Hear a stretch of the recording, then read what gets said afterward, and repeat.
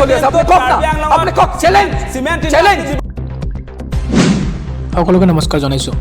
বিজেপিৰ বিৰুদ্ধে সৰব বিৰোধী বিহাৰ ফৰ্মুলা প্ৰয়োগ হ'ব নেকি এইবাৰ অসমত? অসমৰ মহিলা হিতাধিকাৰীয়ে পাব 18,000 টকাকৈ। আৰ্থিক আঁচনি উপহাৰেৰে নিৰ্বাচনৰ জয় লক্ষ্য নেকি এইবাৰ বিজেপিৰ? মুখ্যমন্ত্ৰীৰ আঁচনি উপহাৰ ঘোষণাৰ পিছতেই সংগীত বিৰোধী। অলপ সম্পূৰ্ণ ভিডিঅ'টো আমি আৰম্ভ কৰিছোঁ। ৰেডি বেলচাৰে কাঢ়ি নিয়া বা নিৰ্বাচনৰ প্ৰাক মুহূৰ্তত এনেধৰণৰ উপহাৰ বা আঁচনি বৃদ্ধিয়ে আচলতে কি ধৰণৰ প্ৰভাৱ পেলাব বুলি ভাবে? মানে নিৰ্বাচনৰ প্ৰাকখনত আঁচনি বৃদ্ধিৰ কথাটো হৈছে আপোনাৰ যে নিৰ্বাচনৰ ওচৰলৈকে তেওঁলোকে আঁচনিৰ জৰিয়তে মানুহৰ ভোট ক্ৰয় কৰিবৰ কাৰণে সেই কামটো কৰা হয়। বিহাৰৰ যি আপুনি প্ৰসংগ উল্লেখ কৰিছিলে তাতে বিহাৰত আপোনাৰ নীতিশ কুমাৰৰ নেতৃত্বত সেই সময়ত আমি দেখিছিলোঁ যে প্ৰায় 10,000 টকাকৈ আপোনাৰ মহিলাসকলক তেওঁলোকৰ আঁচনিটো আছিলে মুখ্যমন্ত্ৰী মহিলা ৰোজগাৰ যোজনা। সেই যোজনাৰ অধীনত তেওঁলোকে নিৰ্বাচনৰ আগে আগে 10,000 টকা এই মহিলাসকলক প্ৰদান কৰা হৈছিলে। আৰু এতিয়া নিৰ্বাচনলৈ আপোনাৰ কিছুদিনহে আছে, 3 মাহ আছে ধৰি লৈছোঁ। আৰু এই সময়ছোৱাত মুখ্যমন্ত্ৰীয়ে কালিৰ যি প্ৰেছ কনফাৰেন্স জ্যেষ্ঠ সাংবাদিকসকলৰ লগত যি মত বিনিময় কৰিলে তাত তেওঁ কৈছে যে 8,000 টকা তেওঁ ফেব্ৰুৱাৰী 20 তাৰিখে প্ৰদান কৰিব মহিলাসকলক এই অৰুণোদয় আঁচনিৰ কাৰণে। আৰু সেই তাৰে আপোনাৰ 3,000 টকা বিহুৰ উপহাৰ বুলি কৈছে, বিহুৰ খৰচ দিব খুজিছে অসমৰ মহিলাসকলক। মানে এই কথাটো মই এইকাৰণে ক'ব খুজিছোঁ যে মুখ্যমন্ত্ৰীয়ে কয় যে অসম উন্নয়নৰ পথত আগবাঢ়িছে, উন্নত মানুহ মানে কি গোটেই সামগ্ৰিক বিকাশ হৈছে বুলি কোৱা হৈছে অসমখন। যদিহে ৰাইজৰ বিকাশ হৈছে, উন্নয়ন হৈছে, ৰাইজ যদি ধনী হৈছে তেনেহ'লে এই হিতাধিকাৰী আঁচনিবিলাক কিয় আহিছে? এতিয়া আপোনাৰ বিহুত এই খৰচ কৰিবৰ কাৰণে বিহুত যি খা খৰচ থাকে মানুহৰ তাৰ এতিয়া মুখ্যমন্ত্ৰীৰ ফালৰ পৰা চৰকাৰে যোগান ধৰিবলগীয়া হৈছে, মানে মানুহৰ হাতত পইচা নাই। সেইটোৱে বুজাইছে। ৰাইজৰ হাতত টকা থকা হ'লে, মহিলাৰ হাতত যদি টকা থকা হ'লে কোনো কাৰণতে আচলতে ৰাজকোষৰ পৰা ধন মহিলাক দিবলগীয়া নহ'লহেঁতেন। আৰু সেইকাৰণে ৰিজাল্ট আহিছে আপোনাৰ যে সামগ্ৰিক বিকাশৰ ক্ষেত্ৰত, ছাষ্টেইনেবল ডেভেলপমেণ্টৰ ক্ষেত্ৰত দেশৰ 34খন ৰাজ্যৰ ভিতৰত অসমৰ স্থান আপোনাৰ 29 নম্বৰত, মানে 29 নম্বৰত আছে। বিহাৰৰ লগত তেওঁলোকৰ কম্পেয়াৰ। মানে আপোনালোকে এটা কথা চাব যে মুখ্যমন্ত্ৰী হিমন্ত বিশ্ব শৰ্মাই কৈছিলে যে তেওঁৰ নেতৃত্বত ভাৰতৰ 5খন উন্নত ৰাজ্যৰ তালিকালৈ অসমক লৈ যাব। এতিয়া মুখ্যমন্ত্ৰী হিমন্ত বিশ্ব শৰ্মাৰ নেতৃত্বত ভাৰতৰ দুখীয়া 5খন ৰাজ্যৰ তালিকাত ইতিমধ্যে আমাৰ অসমৰ অন্তৰ্ভুক্ত হৈছে। সেইটো ভাৰতবৰ্ষৰ প্ৰধানমন্ত্ৰীৰ অৰ্থনৈতিক উপদেষ্টা কমিটিয়ে সেই প্ৰতিবেদন দাখিল কৰিছে। গতিকে এই কথাবিলাকত প্ৰমাণ হৈছে। আপুনি এটা কথা চাওক, ফ্ৰীকৈ যেতিয়ালৈকে দি থাকিব তেতিয়ালৈকে মানুহ কেতিয়াও ডেভেলপ নহয়। কিবা এটা কামৰ বিনিময়ত দিয়াটো বেলেগ কথা। কামৰ বিনিময়ত মানে আপোনাৰ উৎপাদনমূলক কাম কাজ থাকে। এতিয়া উদাহৰণ যদি আপোনালোকে চায় যে আমাৰ যে প্ৰডাক্টিভিটিটো যে বঢ়া নাই, আপোনালোকে চাব পাৰে এই মুহূৰ্তত যদি চায় কৃষিৰ ক্ষেত্ৰত আমাৰ আপোনাৰ গোটেই দেশৰ ভিতৰত 17 নম্বৰ স্থানত আছে। আজি আপোনাৰ গড় জনমূৰিয়াই যদি চায় আপোনালোকে আমাৰ আপোনাৰ 29 নম্বৰত আছে, তলৰ ফালৰ পৰা 7 নম্বৰত আছে। আজি ধান প্ৰডাকশ্যনৰ ক্ষেত্ৰত 13 নম্বৰত আছে। আজি আপোনাৰ ঘেঁহুৰ ক্ষেত্ৰত, ঘেঁহুৰ উৎপাদনৰ ক্ষেত্ৰত আমাৰ 17 নম্বৰত আছে। কিন্তু অসমখন কিন্তু আপোনালোকে জানে সেই কথা যে এগ্ৰিকালচাৰ এটা মানে এনেকুৱা এটা ৰাজ্য আছিলে যে সকলো ইয়াত উৎপাদন হয়। আপোনাৰ চব ক্ষেত্ৰত আপোনাৰ চাব পাৰে যে সেয়া ধানেই হওক বা সৰিয়হ হওক, ঘেঁহু হওক, কপাহ হওক, দালি হওক, এই সকলোবিলাক উৎপাদনৰ কিন্তু অসমত ধুনীয়া পৰিৱেশ আছে, কিন্তু সেইফালে চৰকাৰে গতি কৰা নাই। আজি আপোনালোকে জানে সেই কথা যে অসমত 3বাৰ খেতি কৰিব পৰা এটা ব্যৱস্থা কৰিবলৈ আমি কৈ আছিলোঁ যে উপযুক্ত যদি আপোনাৰ পানী যোগানৰ ব্যৱস্থা থকা হ'লে অসমত সঁচাকৈ বিজেপিয়ে কোৱাৰ ধৰণে পথাৰো আমাৰ বজাৰো আমাৰ হ'লহেঁতেন, কৃষি বিপ্লৱ সূচনা হ'লহেঁতেন। আৰু যেতিয়া কৃষি বিপ্লৱ সূচনা হ'ব তেতিয়াহে আপোনাৰ আমাৰ জনমূৰি আয়টো বাঢ়িব। এতিয়া আপোনাৰ আঁচনি যদি দি থকা হয়, সকলো মানুহক যদি হিতাধিকাৰী বনাই থকা হয়, তেতিয়াহ'লে অসম কেতিয়াও মুখ্যমন্ত্ৰী হিমন্ত বিশ্ব শৰ্মাৰ নেতৃত্বত ভাৰতৰ 5খন উন্নত ৰাজ্যৰ তালিকাত সেই কথা কেতিয়াও নাহে। কৰ্মবিমুখতা বাঢ়িছে। এতিয়া আপোনালোকে দেখিব গাঁৱলৈ যদি আপোনালোকে গৈ কেতিয়াবা চায় তেতিয়া দেখিব যে তাত যিবিলাক আগৰ কৃষক আছিলে তেওঁলোকে আজিকালি খেতি কৰিবলৈ এৰি দিছে। কাৰণ এতিয়া আপোনাৰ ফ্ৰী চাউল যদি দি থকা হয় তেতিয়াহ'লে জাতিটো কেতিয়াও আগবাঢ়ি নাযায়, সেইটো স্পষ্ট কথা। আৰু আপোনালোকে এটা কথা দেখিব যে মুখ্যমন্ত্ৰী হিমন্ত বিশ্ব শৰ্মাই তেওঁ যেতিয়া মুখ্যমন্ত্ৰী হিচাপে দায়িত্ব ল'লে তাৰ পাছত তেওঁ এই 4টা বছৰ হৈছে, 5টা বছৰ ভৰি দিছে। এতিয়ালৈকে তেওঁ অকলে আচলতে আপোনাৰ তেওঁৰ মুখ্যমন্ত্ৰীত্বৰ দিনত 88,274 কোটি টকাৰ ঋণ লৈছে। আৰু আপোনালোকে যদি কম্পেয়াৰ কৰি চায় স্বাধীনতাৰ পাছত 1947 পৰা 2021 চনলৈকে সৰ্বানন্দ সোণোৱাল মুখ্যমন্ত্ৰী থকালৈকে টোটেল ঋণ আছিলে অসমৰ আপোনাৰ 89,709 কোটি টকা। আৰু মুখ্যমন্ত্ৰী 4 বছৰতে একদম প্ৰায় 90। এতিয়া এই 2-3 মাহৰটো মই হিচাপ কৰাই নাই, সেইটো ক'লে আপোনাৰ তেওঁ অকলে 4 বছৰতে এটা ৰেকৰ্ড গঢ়িছে ধাৰ লোৱাৰ ক্ষেত্ৰত, ঋণ লোৱাৰ ক্ষেত্ৰত। গতিকে এই মুহূৰ্তত আপোনাৰ অসমৰ ঋণৰ পৰিমাণ হৈছে 1,77,983.2 কোটি টকা। গতিকে এনেকৈ কিন্তু ধাৰৰ পৰিমাণটো বাঢ়ি গৈছে আৰু এই মুহূৰ্তত মুখ্যমন্ত্ৰীয়ে ক'ব যে তেওঁ ধাৰ মৰাৰ কেপাচিটি তেওঁৰ চৰকাৰৰ আছে সেই কথাটো কয় সাংবাদিকক কালিও কৈছে যে তেওঁ ঋণ লৈছে কাৰণ তেওঁ ধাৰটো পৰিশোধ কৰিব পাৰে কিন্তু এটা কথা আপোনালোকে মনত ৰাখিব যে এই কংগ্ৰেছৰ বিৰুদ্ধে প্ৰথম কেম্পেইনটো আহিছিলে কিন্তু কংগ্ৰেছে ডুবাই পেলালে ঋণ লৈ লৈ গোটেই অসমৰ পৰিৱেশ শেষ কৰি পেলালে বুলি কোৱা হৈছিলে তেতিয়া কিন্তু ইমান পৰিমাণৰ আপোনাৰ ধাৰ লোৱা হোৱা নাছিলে তাৰ পাছতো কিন্তু এই মুহূৰ্তত তেতিয়াও কিন্তু চৰকাৰে আপোনাৰ ঋণটো পৰিশোধ কৰিব লাগিব কিন্তু আমাৰ ক'ত ক্ষতি হ'ব এতিয়া বাইদেৱে অলপ উল্লেখ কৰিছিলে কথা বতৰাবিলাক যে ঋণ লোৱাৰ পাছত তেওঁ কৈছে ডাইৰেক্টলি যদিও আমি ৰাইজে সেই ঋণ পৰিশোধ নকৰোঁ তথাপি আপোনালোকে জানে যে আমাৰ কৰকাতলৰ টকাৰে ঋণ পৰিশোধ কৰিব লাগিব এতিয়া টোল গেটবিলাক যে হৈছে এতিয়া আপুনি যদি বঙাইগাঁৱৰ পৰা একেবাৰে আপোনাৰ উজনি অসমলৈ যায় তেতিয়া প্ৰায় 1200তকৈ বেছি টকা আপোনাৰ এই টোল টেক্স দিব লাগিব মানে এবাৰ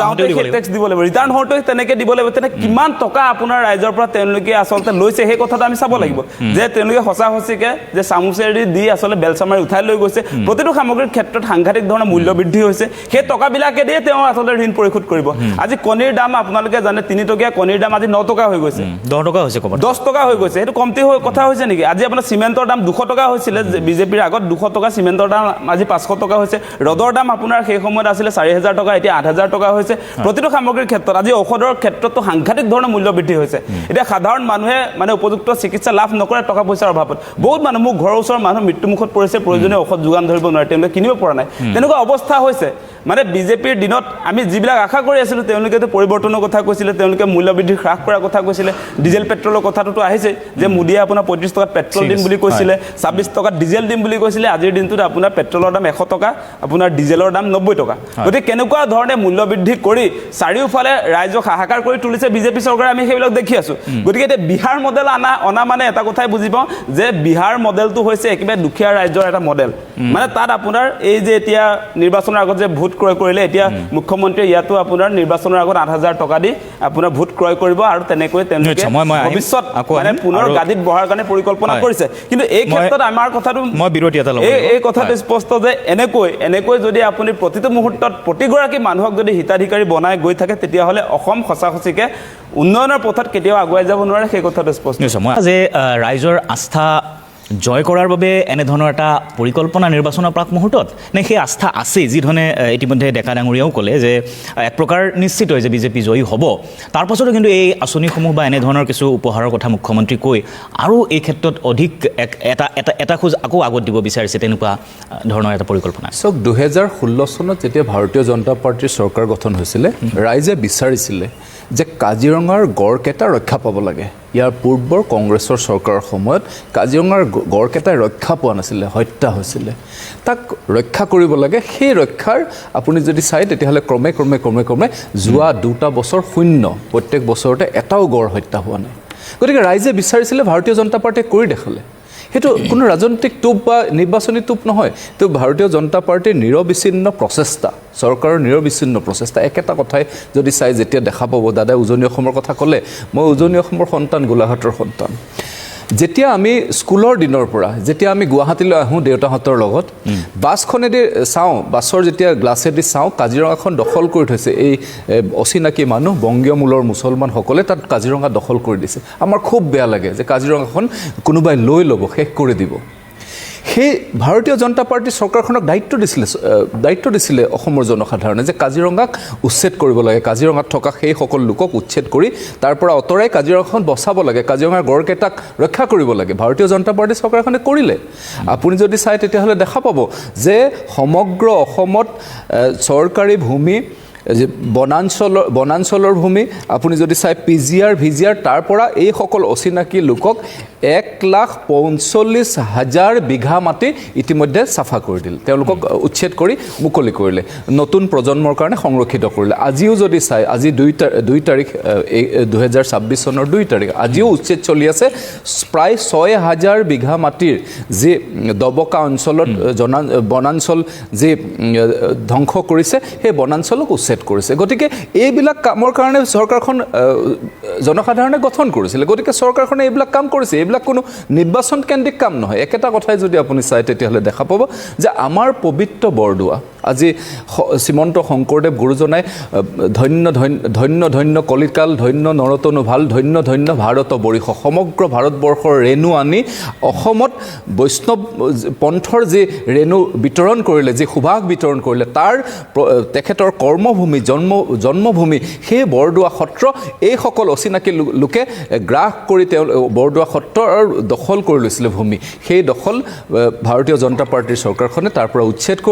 কৰি এক বৃহৎ প্ৰকল্প এক অন্তঃৰাষ্ট্ৰীয় প্ৰকল্প নিৰ্মাণ কৰি আজি সেইজন গুৰুজনাক আৰু নমস্য গুৰুজনাক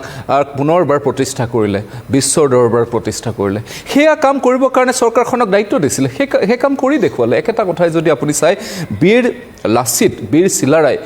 বীৰ লাচিতৰ প্ৰতিমূৰ্তি সৰ্বোচ্চ প্ৰতিমূৰ্তি নিৰ্মাণ কৰি যোৰহাটত নিৰ্মাণ কৰি সমগ্ৰ বিশ্বৰ ওচৰত লাচিতৰ চিনাকি পৰিচয় দিবৰ কাৰণে চেষ্টা কৰিলে চিলাৰায় দিৱস এক শক্তিশালী ৰূপত প্ৰতিষ্ঠা কৰি বীৰ চিলাৰায়ক এক শক্তিশালী স্থান দিবৰ কাৰণে চৰকাৰখনে চেষ্টা কৰিলে একেটা কথাই যদি চাই যে আমাৰ চৰাইদেউ যি মৈদাম এই চৰাইদেউ মৈদাম বিশ্বৰে ঐতিহ্য ক্ষেত্ৰ হিচাপে প্ৰতিষ্ঠা কৰাই যে সেই আহোম যুগৰ যি ইতিহাস সেই ইতিহাসৰ স্বৰ্ণীল ইতিহাসক পুনৰ লিপিবদ্ধ কৰিলে বিশ্বৰ দৰবাৰত 2016 চনত ভাৰতীয় জনতা পাৰ্টি যেতিয়া চৰকাৰ আহিলে পৰৱৰ্তী সময়ত একাধিক্ৰমে সেই APSC সংস্কাৰৰ জৰিয়তে এক নতুন দিগন্তৰ সূচনা কৰিলে আপুনি যদি চাই তেতিয়াহ'লে দেখা পাব যোৱা বছৰকেইটা 21 চনৰ পৰা আজিলৈকে প্ৰায় 1.5 লাখ হৈ যাব এতিয়া 1.5 লাখ প্ৰায় 1.5 লাখ নিযুক্তি প্ৰদান কৰিলে কেৱল মাত্ৰ মেধা ভিত্তিত আপুনি যদি চাই আপোনালোকৰ টেলিভিছনে যেতিয়া চাকৰি দিয়ে তাৰপিছতে গৈ আপোনালোকৰ সাংবাদিকসকলে সেইসকলৰ ইণ্টাৰভিউ লয় সেই দুখীয়া নিচলা লোকসকল কেৱল মাত্ৰ মেধা ভিত্তিত পোৱা সেইসকলৰ ইণ্টাৰভিউ লয় আৰু তেওঁলোকৰ মনৰ কথা জানিবলৈ দিয়ে আৰু তেওঁলোকে শতবাৰ মুখ্যমন্ত্ৰী ডক্টৰ হিমন্ত বিশ্ব শৰ্মা ডাঙৰীয়াক ধন্যবাদ জনাই একেটা কথাই মই আপোনাক কৈছোঁ আজি চাহ বাগিচাৰ লোকসকল সেই স্বাধীনোত্তৰ পূৰ্বৰ পৰা ব্ৰিটিছৰ দিনৰ পৰা তেওঁলোকক শোষিত হৈ আছিলে নিষ্পেষিত হৈ আছিলে সেই শোষিত নিষ্পেষিত সকলক ভূমিৰ পট্টা প্ৰদান কৰি তেওঁলোকক থাকিবৰ কাৰণে এটা ভূমি দি এইখন চৰকাৰে তেওঁলোকক শক্তিশালী কৰিলে তেওঁলোকৰ এটা পৰিচয় সৃষ্টি কৰিলে ডক্টৰ হিমন্ত বিশ্ব শৰ্মা ডাঙৰীয়াই আপুনি যদি চাই তেতিয়াহ'লে দেখা পাব যে সামগ্ৰিকভাৱে যদি চাই তেতিয়াহ'লে দেখা পাব যে অসমৰ অৰ্থনৈতিক এটা কাঠামো সৃষ্টি কৰিলে আপুনি যদি চাই প্ৰায় 800খনতকৈ অধিক কেঁচা দলং আছিলে পূৰ্বে অৰ্থাৎ এই কাঠৰ দলং আছিলে কাঠৰ দলঙক পকী দলং কৰি RCC ব্ৰিজ বনাই এক নতুন দিগন্তৰ সূচনা কৰিলে একেটা কথাই যদি আপুনি চাই তেতিয়াহ'লে দেখা পাব যে সমগ্ৰ যদি আজি অসম আন্দোলনৰ সেই বীৰ শ্বহীদসকলক কাৰণে এখন স্মৃতি উদ্যান অসমত এক শক্তিশালী ৰূপত তেওঁলোকক যাতে প্ৰতিষ্ঠা কৰিব পৰা যায় তাৰ কাৰণে শ্বহীদ স্মাৰক নিৰ্মাণৰ জৰিয়তে সেইসকল বীৰ শ্বহীদক পুনৰবাৰ স্মৰণ কৰিলে নমন কৰিলে আজি তেওঁলোকৰ পৰিয়ালৰ লোকসকলে অসম চৰকাৰক নিশ্চিতভাৱে ধন্যবাদ জনাইছে আজি যদি চাই তেতিয়াহ'লে দেখা পাব যে আমাৰ সৰু ল'ৰা ছোৱালী সৰু কিশোৰীসকলে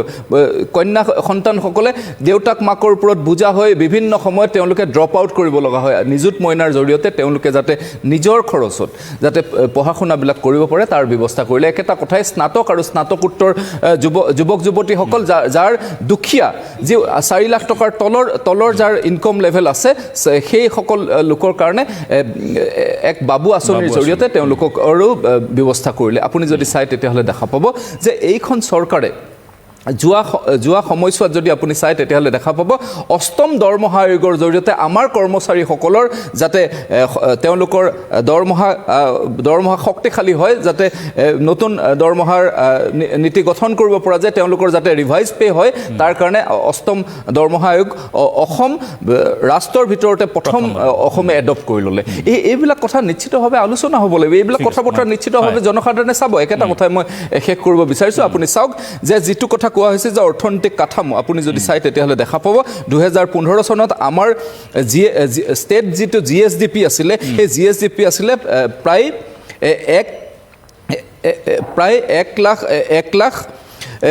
1,83,000 কোটি টকা আছিলে কিন্তু আজি যদি চাই তেতিয়াহ'লে দেখা পাব সেই তাৰ সলনি হৈ প্ৰায় 7.5 লাখ কোটি টকা হৈ গৈছে তাৰ পৰিৱৰ্তন আহিছে এইটো অৰ্থনৈতিক পৰিৱৰ্তন আজি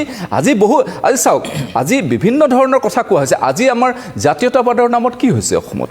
যিটো সময়ত ডক্টৰ হিমন্ত বিশ্ব শৰ্মা ডাঙৰীয়াই এক্সপালছন এক্টক পুনৰ উদ্ধাৰ কৰি কেন্দ্ৰীয় চৰকাৰৰ পৰা পুনৰ পাৰ্মিশ্যন লৈ অসমত থকা সন্দেহযুক্ত নাগৰিকসকলক যে বিদেশী লোকসকলক ইয়াৰ পৰা পোষ্ট বেক কৰিবৰ কাৰণে চেষ্টা কৰিছে, যিটো সময়ত এক নতুনকৈ চিন্তা চৰ্চা কৰিছে যাতে যোৱা সময়ত যিসকল লোকে ইয়াত বিদেশী লোকে যিসকলে ইয়াত সংস্থাপিত হ'ল তেওঁলোকক উচ্ছেদ কৰি তেওঁলোকক বহিষ্কাৰ কৰিবৰ কাৰণে চেষ্টা কৰিছে। একেটা সময়তে অৰুণাচলত যদি চাই অৰুণাচলৰ যিসকল জাতীয় সংগঠন তেওঁলোকৰ ৰাজ্যৰ পৰা এইসকল লোকক খেদি পঠাবৰ কাৰণে তীব্ৰ আন্দোলন কৰিছে, কিন্তু অসমৰ আজি এইসকল জাতীয়তাবাদীয়ে এই মিয়াৰ পক্ষত তেওঁলোকে অৱস্থান কৰিছে। গতিকে এয়াই হৈছে অসমৰ জাতীয়তাবাদ আৰু এয়াই হৈছে অসমৰ চিন্তাধাৰা। গতিকে নিশ্চিতভাৱে এইসকল জাতীয়তাবাদী যিসকলে এইসকলে মিয়াৰ যিসকলে তেওঁলোকৰ অৰুণাচলৰ পৰা আমি নেদেখাকে থকা নাই, কিন্তু কাৰ্বি আংলঙত আপোনালোকে জাতীয়তাবাদৰ নামত এইসকল ৰাইজৰ দলৰ নামত নামধাৰী এইসকল কৃষক মুক্তিৰ নামত নামধাৰী এইসকল জাতীয় সংগঠনৰ নেতা প্ৰকৃতাৰ্থতে মিয়াৰ আৰু আজি এইসকল অৰুণাচলে যি উদাহৰণ দেখুৱালে অৰুণাচলে আজি এইসকল লোকে আজি এওঁলোকৰ নিচিনা জাতীয়তাবাদীয়ে আজি মিয়াৰ সমৰ্থনত কাম কাজ কৰিছে। গতিকে এওঁলোকক অসমৰ ৰাইজে নিশ্চিতভাৱে মিয়াৰ পক্ষত প্ৰত্যেকটো সময়ত জয়ন্ত গোস্বামী ডাঙৰীয়া উত্তৰটো শুনিব।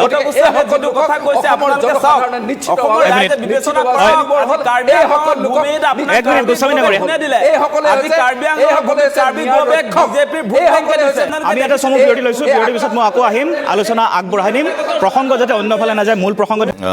কেইদিনমান আগতে আমি ইয়াত কেগৰ ৰিপৰ্টৰ কথা আলোচনা কৰিছিলোঁ। কেগে অসমৰ যিটো ফাইনেন্সিয়েল ডিচিপ্লিন সেইটো বৰ ভাল বুলি কোৱা নাই, বহুত ধৰণৰ মানে আঙুলিয়াই দিছে, দুখ ক্ৰুটি আঙুলিয়াই দিছে। গোস্বামীয়ে ক'লে আমাৰ অসমৰ এতিয়া ষ্টেট GDP-টো 7 লাখ প্ৰায় 41,000 কোটি হ'ব আমাৰ এষ্টিমেটেড, এইটো 2026 চনত।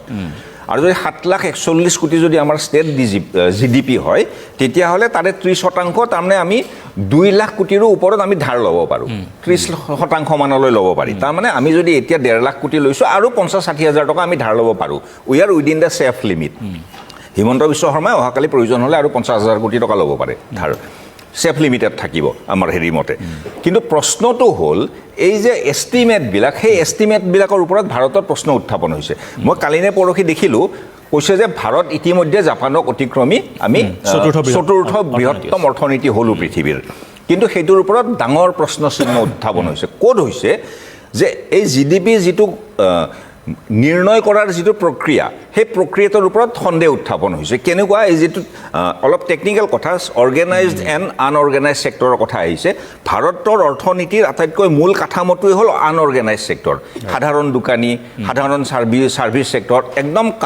যিটো অৰ্গেনাইজ ছেক্টৰ, আদানী আম্বানীৰ নিচিনা ইণ্ডাষ্ট্ৰীবিলাক, সেই অৰ্গেনাইজ ছেক্টৰটোৰ অৰিহণা খুবেই কম। আনকি তেওঁলোকে ভাৰতৰ ঋণ মানে ইনকাম টেক্সো তেওঁলোকে বেছি নিদিয়ে, আমি সাধাৰণ মানুহক তেওঁলোকতকৈ বেছি দিওঁ। আনঅৰ্গেনাইজ ছেক্টৰটো তললৈ গৈ আছে বেছিভাগ ইকনমিষ্টৰ মতে। মই এজনৰ নাম কৈ দিছোঁ, অৰুণ কুমাৰ, JNUৰ তেখেত এজন বিশ্ববৰেণ্য ইকনমিষ্ট। তেওঁ কৈছে যে আমাৰ এই কেলকুলেশ্যনত সাংঘাতিক গণ্ডগোল আছে, কাৰণ অৰ্গেনাইজ ছেক্টৰটো সাংঘাতিক বাঢ়িছে। আজিৰ তাৰিখত অনলাইন বিজনেছ 20-30% হাৰত বাঢ়িছে। মানুহে আজি গেলামালৰ দোকান কিনিলেও টাটাৰ পৰা কিনে, এইটো কি বিগ বাস্কেটৰ পৰা কিনে বা ডাঙৰ বিগ কৰ্পৰেটৰ পৰা কিনে গেলামালৰ বস্তুটো। মিঠাতেলৰ পেকেটটো লাগিলেও মই ব্লিংকিটত অৰ্ডাৰ দিওঁ, বিগ কৰ্পৰেটৰ অৰ্গেনাইজ ছেক্টৰৰ পৰা। আৰু মোৰ ঘৰৰ কাষৰ দোকানীজনৰ সেই তালুকদাৰৰ দোকানখনৰ বিক্ৰী কমি গৈছে। এতিয়া এওঁৰ কমাৰ কাৰণে এওঁলোকৰ বাঢ়িছে। কিন্তু যেতিয়া কেলকুলেশ্যন কৰিছে, তেতিয়া ভাৰতৰ GDPৰ ক্ষেত্ৰত অৰ্গেনাইজ ছেক্টৰটো যদি 20% বাঢ়িছে, আনঅৰ্গেনাইজ ছেক্টৰটো সিমানখিনি বাঢ়া বুলি প্ৰক্সি ধৰি লোৱা হৈছে। কাৰণ এই ছেক্টৰটোৰ একো ডাটা আমাৰ ওচৰত নাই। সেই ডাটাটো আমি ইয়াত যেতিয়া ইণ্টাৰপোলেট কৰি দিওঁ, তেতিয়া গৈ পেলাই ভাৰতৰ GDP ইমান হয়। আৰু অৰুণ কুমাৰে স্পষ্টভাৱে কৈছে যে এইটো প্ৰায় 48% বেছি আমি ৰেখাই থৈ দিছোঁ। 48 মানে আমি আধা হ'ব। তাৰমানে তেওঁৰ মতে ভাৰতৰ GDP এতিয়া 2.5 ট্ৰিলিয়নৰ বেছি নহয়, আমি ইটালীতকৈ অলপ ওপৰত আছোঁ। যদি সেইটো হয়, অসমৰ GDPৰ এই যে 7.41 7 7,41 কোটি টকাটো সেইটো এটা গ্ৰছলি এক্সাজাৰেটেড হ'ব আমি এটা বহুত ডাঙৰ দেখাই থৈছোঁ কাৰণে আমি ধাৰো ইমান ল'ব পাৰিছোঁ গতিকে এইটোৰ ওপৰত মোৰো সম্পূৰ্ণ হয় মই এজন ইকনমিক্সৰ মই অৰ্থনীতিৰ ছাত্ৰ মই অলপমান বুজিবলৈ চেষ্টা কৰোঁ আৰু মই দেখিছোঁ যে অৰুণ কুমাৰে কোৱাৰ পিছৰ পৰা কোনো এইটোক হেৰি কৰা নাই এইটোক কোনো খাৰিজ কৰা নাই কোনো সেইটোক ৰিফিউট কৰা নাই সকলোৱে মানি লৈছে কথাটো গতিকে মোৰ মেইন ডাটাৰ ওপৰত যে আজিৰ তাৰিখত যে ভাৰতবৰ্ষৰ ডাটাক যে এই যে IMF যে চি গ্ৰেড দিছে বিশেষকৈ GDPৰ ক্ষেত্ৰত যে GDPৰ ক্ষেত্ৰত ভাৰতৰ ডাটাটো সিমান বিশ্বাসযোগ্য নহয় আজিৰ কাৰণে পৃথিৱীৰ গোটেই পৃথিৱীৰ কাৰণে চি গ্ৰেড পাইছোঁ আমি ইন কেছ অফ GDP গতিকে এইখিনি সময়ত বিজেপিৰ এই চতুৰ্থ ডাঙৰ ইকনমিটোৰ ওপৰতো প্ৰশ্ন উত্থাপন হৈছে আৰু অসমৰ ষ্টেট GDPৰ ওপৰতো প্ৰশ্ন উত্থাপন হৈছে মই সেই কথাটো ক'ব মই এটা উত্তৰ দিলোঁ একদম চমুকৈ দিলোঁ প্ৰথম কথা কেগৰ ৰিপৰ্ট যাব হেৰিত এইটো লোকসভাত যাব লোকসভাত কেগৰ ৰিপৰ্ট যোৱাৰ পিছত ষ্টেণ্ডিং কমিটিত যাব ষ্টেণ্ডিং কমিটিৰ পিছত যাৰ ওপৰত এলিগেশ্যন আহিছে তেওঁলোকক ন'টিচ কৰিব তাৰ পিছত ফাইনেলাইজ হ'ব আৰে ন'টিচ নকৰাকৈ এটা কোনোবা একপক্ষীয়ভাৱে কথা এটা কৈ দিলে সেইটোতো নহ'ব নহয় দ্বিতীয় কথা যিটো দাদাই কথা ক'লে যে যিজন ইকনমিষ্টৰ কথা ক'ত কৰিলে ৰ'ব ডাঙৰীয়ানী অকণমান ৰ'ব ঠিক আছে শুনক ৰ'ব কৈ আছোঁ শুনক তেখেতক কাউণ্টাৰ দি আছোঁ তেখেতক কাউণ্টাৰ দিছে প্ৰব্লেমটো চাব যে য'তে ডেকা ডাঙৰীয়া এইবিলাক কথা বেয়া কথা এতিয়া দ্বিতীয় কথা হৈছে মই আপোনাক আকৌ ক'লোঁ ঠিক আছে শুনি লওক আৰে মোৰতো ক'বতো দিয়ক আপুনি মাজে মাজে সোমাই আছে কেনেকৈ হ'ব আপুনি মাজে মাজে সোমাই আছে ডেকা মই এটা কথা কৈ আছোঁ ঠিক আছে না দিছ ইজ নট ফেয়াৰ এওঁলোকে কৈ আছে আপুনি ক'ব দিয়া নাই this is not fair this is not fair this is not fair এতিয়া কথাটো হৈছে এইটো কৈ আছে তাকেতো আমাৰ সময় নাই ক'ব দিয়ক ক'ব দিয়ক সময় নাই এইফালে আপুনি কৈছে উত্তৰ দিব উত্তৰটো আহিব তেখেতলোকে বহুত ডাঙৰ কথা কয় 2016 চনৰ পৰা 2021 চনলৈকে তেওঁলোকে বিদেশীয়ে খেদে তেওঁলোকে শৰাইঘাটৰ শেষ ৰণ কৰি আহিলে অসমীয়া সুৰক্ষা কবচ দিব মানে বিদেশীক খেদাই তেওঁলোকে শেষ কৰি দিব 2016 চনত মোদী ডাঙৰীয়া আহিটো ক'লেহিয়ে যে একদম মানে 16 মে'ত তালি টোপোলা বান্ধি ইয়াৰ পৰা চব যাব লাগিব কিন্তু কিমানক তালি টোপোলা বান্ধি পঠিয়ালে এই তথ্যটো চালে আপোনালোকে গম পাব যোৱা 10 বছৰত বিজেপিয়ে মাত্ৰ 1674 জন বিদেশীক বহিষ্কাৰ কৰিবলৈ তেওঁলোকে সক্ষম হৈছে আৰু আপোনালোকে হিন্দু বাঙালীক এনআৰচিৰ জৰিয়তে চিনাক্তকৰণসকলকতো তেওঁলোকে কৰিবই নোৱাৰিলে তেওঁলোকে অসমীয়া সুৰক্ষা কবচ দিব নোৱাৰিলে 6 জনজাতিকৰণ কৰিব নোৱাৰিলে আৰু কংগ্ৰেছে কৈছে তেওঁলোকে খেদিছে বুলি 1 কোটি আপোনালোকে ন্যায়ালয় আনিলে 71 পৰা 71 পূৰ্ব আৰু তাৰ পিছত 1 কোটি মানুহ ইয়ালৈ আনিলে আপোনালোকে কংগ্ৰেছে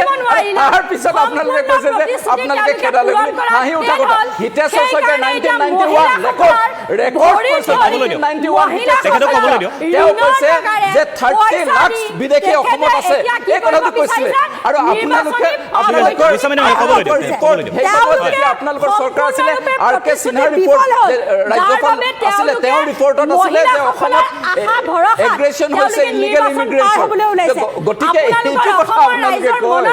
আপোনালোকে মিয়া মানুহক ৰক্ষণাবেক্ষণ দিলে হিন্দু বাঙালীক খেদিবলৈ চেষ্টা কৰিলে এইটোৱে হৈছে আপোনালোকৰ কথা হিমন্ত বিশ্ব শৰ্মাই বিধানসভাত তৰুণ গগৈ ডাঙৰীয়া আপোনালোকে সম্পদ বিক্ৰী ঋণ লৈছিলে আমি ঘৰুৱা উৎপাদন বৃদ্ধি কৰি ঋণ লৈছিলোঁ আপোনালোকে সম্পদ বিক্ৰী কৰিছে আমি ঘৰুৱা উৎপাদন আমি হালৈ ডাঙৰ হৈছিল যিজন বিফল মুখ্যমন্ত্ৰী যিজনে ঋণ লৈ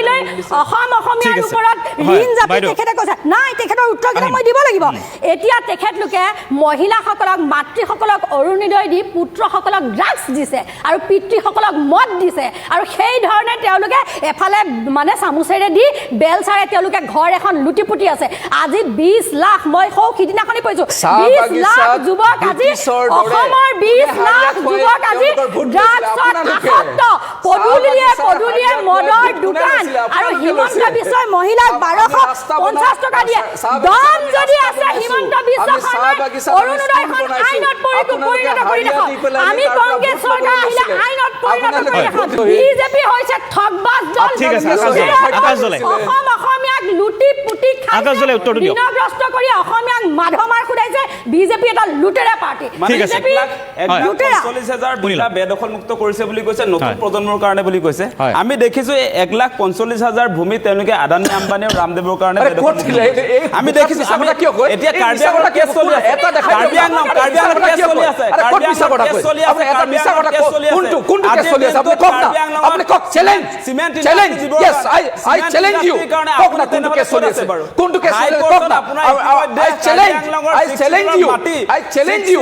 আৰে কোনটো উচ্ছেদ কৰা মাটি ক'ত দিয়া হৈছে মোক কৈ দিয়ক না ঠিক আছে, আৰে উচ্ছেদ কৰা আপুনি শেষত কি ক'ব? 1,45,000 নিশ্চয় দেখা পাইছে। কৈছে কৈ দিয়ক I challenge you Challenge accepted. Challenge accepted. আপুনি দেখাই দিয়ক যে উচ্ছেদ কৰা মাটি ক'ত দিয়া হৈছে Challenge আপুনি মোক কেছ নাম্বাৰটো দিয়ক মোক আজি কেছ নাম্বাৰটো দিয়ক কেছ নাম্বাৰটো কৈ আছে আপুনি কোনটো মাটি বেদখল কৰা বেদখল উচ্ছেদ কৰা মাটি অনুষ্ঠান শেষ কৰিব লাগিব। এক মিনিট মই অনুষ্ঠান সামৰিব লাগিব আজিৰ বৃত্তান্তত অংশগ্ৰহণ কৰাৰ বাবে মই আটাইকেইগৰাকীকে ধন্যবাদ জ্ঞাপন কৰিছোঁ আৰু আশা কৰিছোঁ অনাগত দিনত ভাল হওক আৰু এই গোটেই বিষয়সমূহৰ চৰ্চা অব্যাহত থাকক আৰু বিৰোধীয়ে যিধৰণে কোৱা হৈছে তেনেকৈ শক্তিশালী প্ৰত্যাহ্বান জনাব পাৰে নে নোৱাৰে ক'লেও অসত্য কোনো কিন্তু সত্য নহয় এইটো কথা গোস্বামী ডাঙৰীয়াই জানিব লাগে নিশ্চয় মই